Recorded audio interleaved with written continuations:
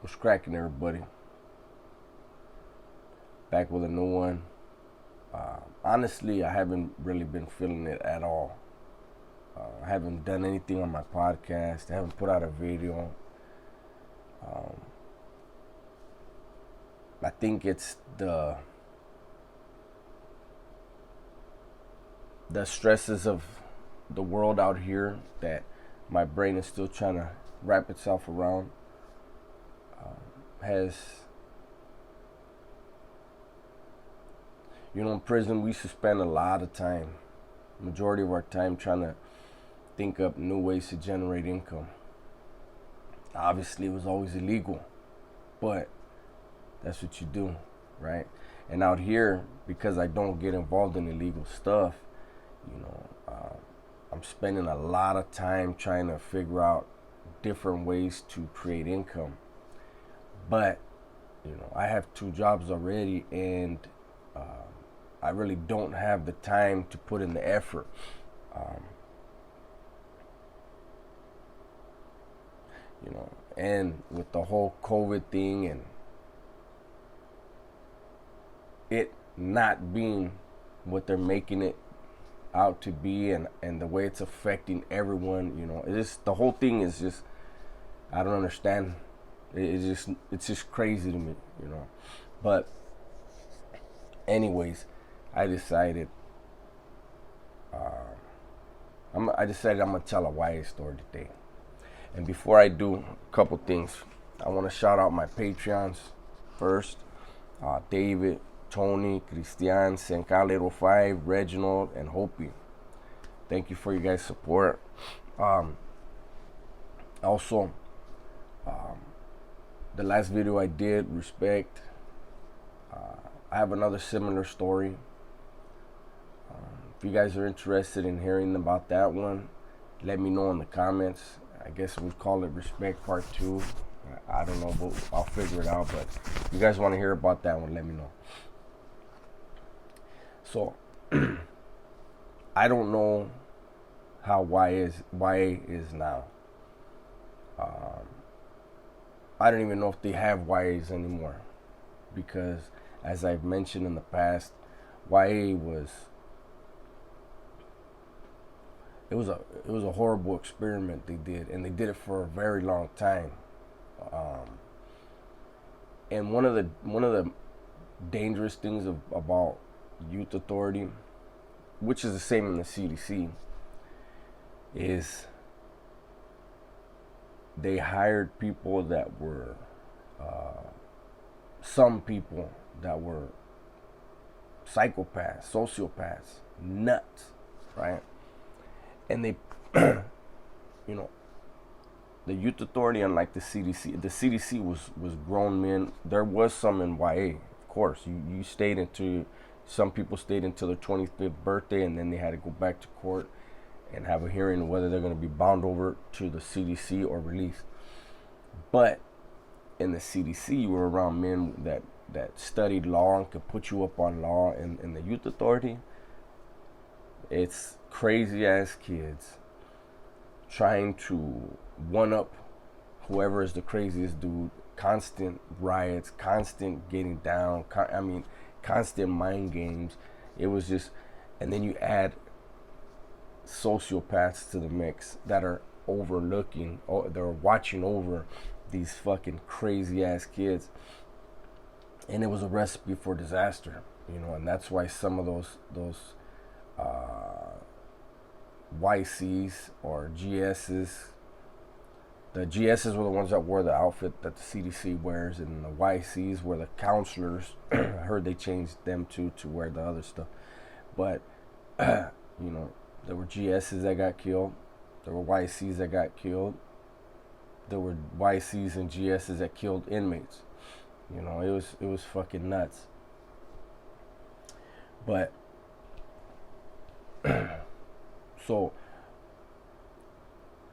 Y.A was very treacherous, as far as there was no such thing as PC. When you wrecked in there, you just bounce around from dorm to dorm, getting fucked off. The levas in there usually weren't allowed to have shit in their locker. They get a package, it was taken. They get canteen, that shit was gonna be taken from them. And unfortunately in Y.A, you could get dropped leva pretty easy and have a horrible, horrible existence. But so this story has to do with an incident while I was on Nipomo in Paso Robles, right? There was this little tiny dude, tiny little skinny, scrawny dude. And he was from Bakersfield. And everybody had their suspicions that he was an informant. That when shit was going on in the dorms at night, or shit was going on in our unit, he was letting this certain cop know. And this cop was a fucking psychopath. Well, one night, motherfuckers were just being stupid in the dorm. You know, throwing shit all over the dorm and being loud and this and that. And well, it had been going on for a few days, about a week already. And this cop that was a fucking nut, he devised this scheme where, and why they would make an announcement in the morning, basically what you're gonna wear. If it's shirts and shorts, shirts and pants, whatever, then you had to wear that, right? To open the riot gate, because in Y.A they lock the dorm down, and they lock a riot gate, you ain't going nowhere, you know. Well, in the morning they'll unlock the riot gate, they make their announcement, and you got 5 minutes.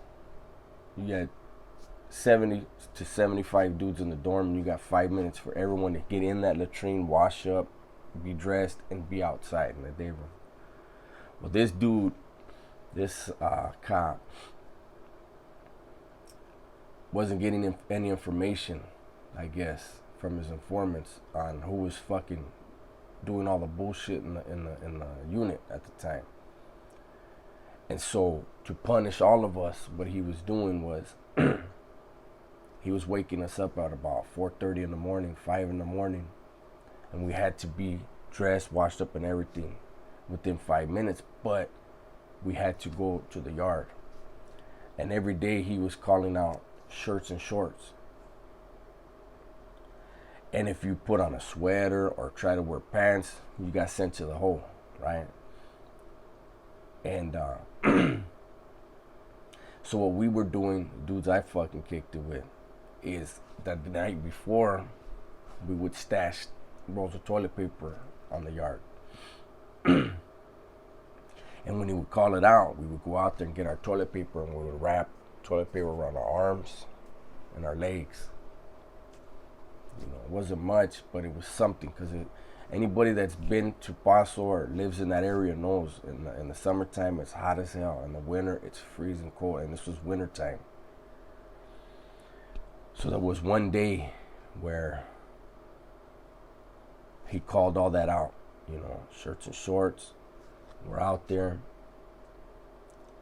and as we're all standing around out there, and we would be out there for about an hour waiting for breakfast call, right? And we're watching that cop, and he would, when he was gonna do some psychotic shit, he would make a big deal about it, big show. So we watched him go to one of the trash cans, right? Pull out the trash can, the trash liner, the bag, drop it, drag the fucking trash can to the middle of the yard. And keep in mind why every unit has their own yard. It's a small concrete area or asphalt area, right? And he brings the trash can and puts it in the middle of the yard. And everybody's watching, because we know this psychopath is up to something. We just don't know what yet. And then he gets one of his little underlings, one of these little fucking inmates that's always swinging on his nuts, and he tells him, hey, go fill up the ice chest and bring it to me. And he was standing next to that trash can, and he's whistling, and he's just looking around at everybody.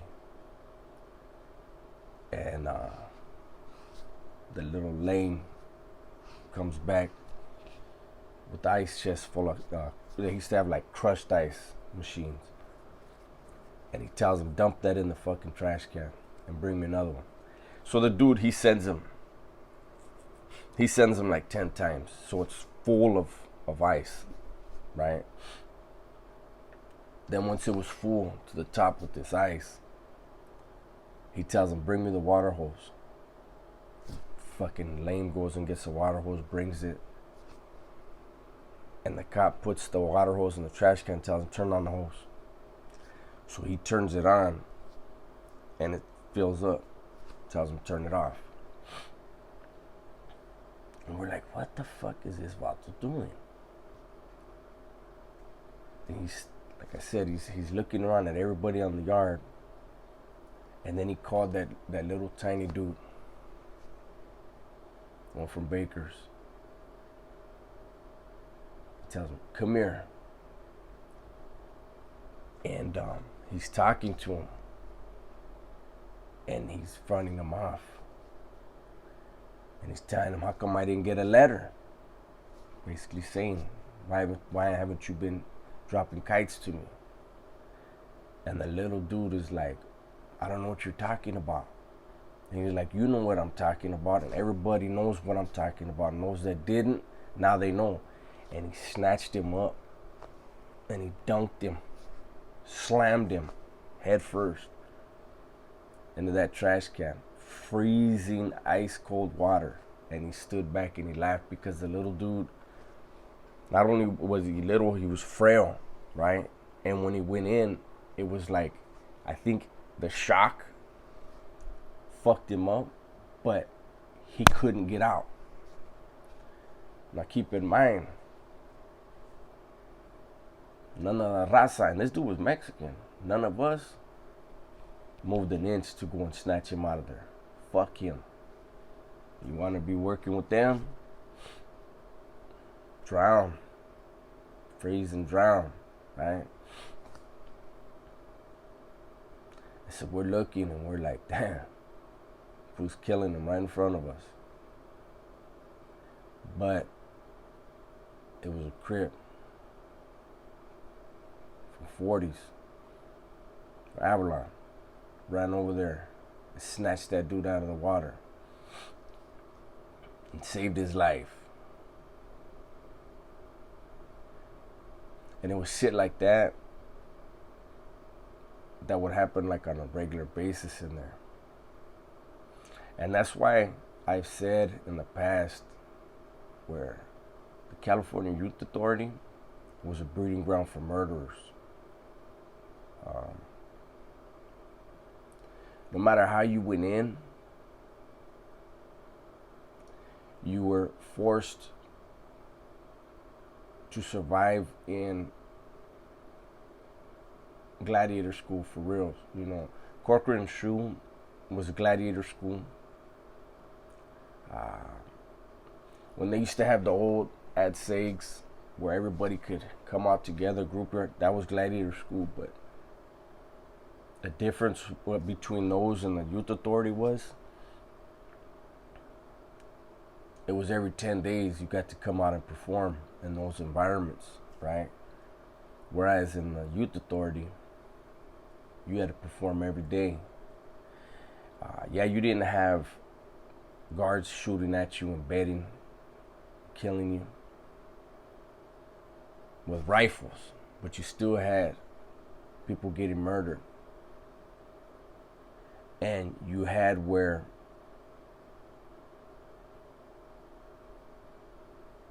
you were losing your humanity at a very, very young age.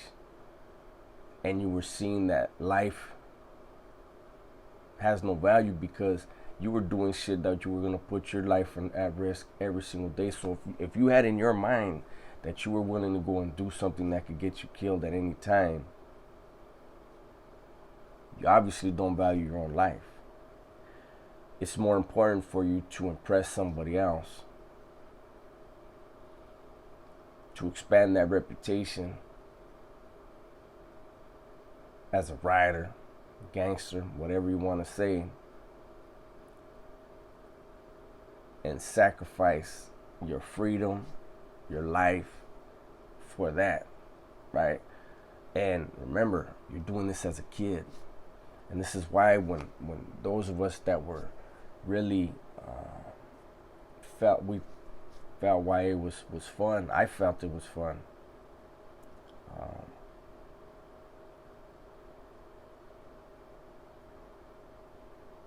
So basically the victimization of others became normal. And so when you had kids, crazy, wild ass kids, developing that type of mindset, then being released and entering society, it was a recipe for disaster. And I guess, thankfully, that's why they shut the majority of those. I'm gonna tell you guys, I'll give you an example. In 1992, okay, prior to 1992, all raza from Southern California was sent to every single youth authority facility in the state. Southern, central, northern facilities didn't matter, right? But the raza from Northern California only stayed in Northern California, and so their numbers were huge up there. And the raza from down south, when they would go up there, it'd be 5, 6, 10 of them maybe only one of them in the dorm. The cops that worked them dorms were sympathizers to them and were setting dudes up, and dudes were getting killed.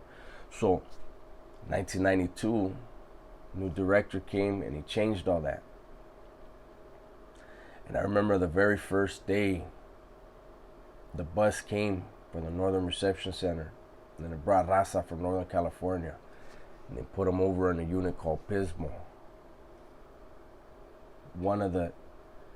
It was a building that had cells. Paso didn't have cells. It was dorm. That's why it was so treacherous. All the ones that had dorms were very treacherous. There's no walls to hide behind, no doors to hide behind. You motherfucker has it in his mind to get you in your sleep, you know. But I remember when they did that, and it was immediate. You know, it was easy to get things through visiting over there. And I remember having a junta in our unit, and every compa, every unit was having juntas. And we're talking about bringing guns in and blowing dudes away as soon as they came in the dorm. And the administration, you know, kept them in a separate unit. They went to school at a separate time. I left right after they came, because when they said they were coming, you know, the institution went nuts. Anybody that was a leva on any dorm, because over there, you know, there was no, like I said, there was no PC. You fucked up, you just bounced from dorm to dorm. And vatos would leave you in certain dorms and just take your shit constantly. But when they said that was happening, everybody did major cleanup. And that institution went fucking nuts. But anyways, I just wanted to tell you guys a Y.A. story, since I don't really tell those, and give you a little glimpse into how psychotic the environment was when you have sociopaths overlooking or watching over basically serial killers in the making, dudes that were going to get out and love to shoot, love to stab, love to rob, you know. And that was a propellant for the crime waves of the 80s and 90s, when you were getting kids to develop this psychology and develop this higher sense of criminality at such a young age. So thankfully, they shut the majority of them things down. I think they have more oversight now, and I'm pretty sure that's why there's such a lower volume of violence in the streets with these youngsters. I was gonna clown, but anyways, all right, I gotta go. Hopefully you guys enjoyed this, and like I said, I got another story I could tell you similar to the last one, the respect story. But this one was about me putting myself in a situation where I for sure would have never come home. So with that, man, I'm out.